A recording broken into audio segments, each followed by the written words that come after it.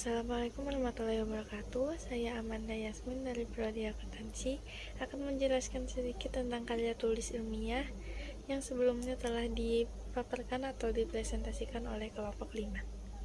Oke, sebelumnya saya akan menyebutkan materi apa saja yang akan kita bahas. Yang pertama ada pengertian karya tulis ilmiah, yang kedua ciri-ciri dan jenis karya tulis ilmiah, yang ketiga ada syarat dan metode penulisan karya tulis ilmiah.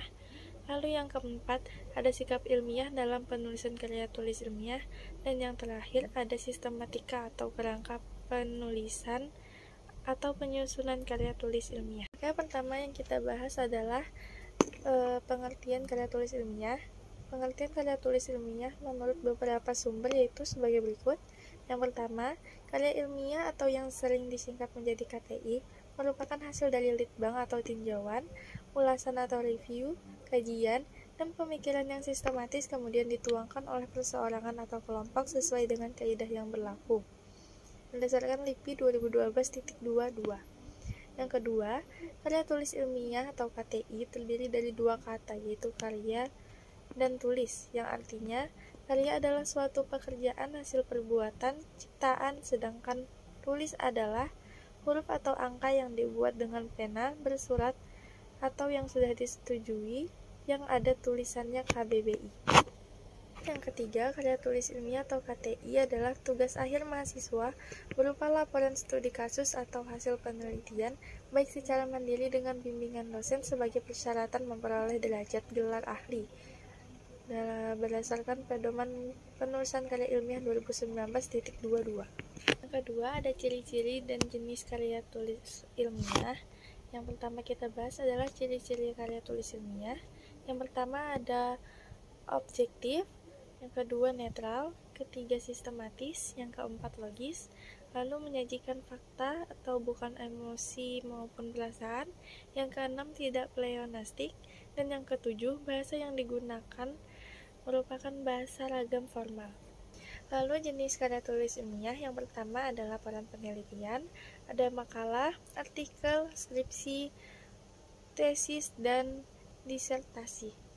Ketiga yaitu syarat dan metode penulisan karya tulis ilmiah. Sebuah karangan ilmiah perlu disusun dengan memperhatikan syarat-syarat berikut. Yang pertama, menampilkan fakta objek secara sistematis. Yang kedua, penulisannya cermat, tepat, dan benar, serta tulus, tidak memuat tekanan. Yang ketiga, direncanakan berdasarkan terkendali secara konseptual dan prosedural. Keempat, tidak mengejar keuntungan pribadi. Yang kelima, tidak memuat pandangan-pandangan tanpa pendukung. Yang keenam, menggunakan bahasa ilmiah. 7. Karangan ilmiah tidak emotif. Yang kedelapan, tidak memancing pertanyaan-pertanyaan yang bernada keraguan. Kesembilan, tidak persuasif. Dan yang 10, tidak melebih-lebihkan sesuatu. Selanjutnya, metode penulisan karya ilmiah adalah suatu cara untuk melaksanakan secara sistematis dan objektif yang mengikuti langkah-langkah menulis karya ilmiah sebagai berikut. Pertama, melakukan observasi dan definisi masalah dan tujuan. 2. Menyusun hipotesis. 3. Menyusun rancangan penelitian. 4. Melaksanakan percobaan berdasarkan metode yang direncanakan. 5. Melaksanakan pengamatan dan mempelajari data. 6. Menganalisis dan menginterpretasikan data. 7. Merumuskan kesimpulan atau teori. Dan ke-8, melaporkan hasil penelitian. Yang keempat, ada sikap ilmiah dalam penulisan karya tulis ilmiah. Yang pertama ada sikap ingin tahu. Sikap ingin tahu ini terlihat pada kebiasaan bertanya tentang berbagai hal yang berkaitan dengan bidang kajian, mengapa demikian, bagaimana caranya, apa saja unsur-unsurnya, dan seterusnya.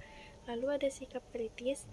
Ini terlihat pada kebiasaan mencari informasi sebanyak mungkin berkaitan dengan bidang kajiannya untuk dibanding-bandingkan kelebihan dan kekurangannya, kecocokan atau tidaknya, dan kebenaran atau tidaknya, dan sebagainya. Yang ketiga ada sikap terbuka. Ini terlihat pada kebiasaan mau mendengarkan pendapat, argumentasi, kritik, dan keterangan orang lain, walaupun pada akhirnya pendapat, argumentasi, kritik, dan keterangan orang lain tersebut tidak diterima karena tidak sepaham atau tidak sesuai. Lalu yang keempat ada sikap objektif. Ini terlihat pada kebiasaan menyatakan apa adanya tanpa diikuti perasaan pribadi. Selanjutnya ada sikap rela menghargai karya orang lain, yaitu terlihat pada kebiasaan menyebutkan sumber secara jelas sekiranya pernyataan atau pendapat yang disampaikan memang berasal dari pernyataan atau pendapat orang lain. Lalu sikap berani mempertahankan kebenaran, ini ketegaran membela fakta dan hasil temuan lapangan atau pengembangan walaupun bertentangan atau tidak sesuai dengan teori atau dalil yang ada. Dan yang terakhir ada sikap menjangkau ke depan. Sikap ini dibuktikan dengan selalu ingin membuktikan hipotesis yang disusulnya demi pengembangan bidang ilmunya. Yang kelima, sistematika atau kerangka penyusunan karya ilmiah. Yang pertama, bagian pendahuluan terdiri dari halaman judul, halaman pengesahan, kata pengantar, halaman abstrak, daftar isi, daftar tabel, gambar, dan grafik.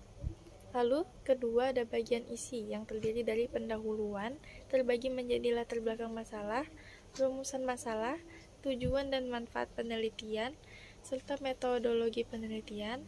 Lalu lanjut ke landasan teori, hasil penelitian, dan kesimpulan dan saran. Ketiga, ada bagian penutup terdiri dari daftar kepustakaan, lampiran, serta indeks. Oke, selanjutnya kesimpulan. Berdasarkan uraian di atas, dapat ditarik kesimpulan bahwa karya ilmiah adalah laporan tertulis dan dipublikasikan yang memaparkan hasil penelitian atau pengkajian yang dilakukan oleh seseorang atau sebuah tim dengan memenuhi kaidah-kaidah dan keilmuan. Secara keseluruhan, cara penulisan karya ilmiah yang baik sudah ditentukan, yaitu sesuai dengan tata bahasa dan tata tulis yang disepakati oleh masyarakat akademik.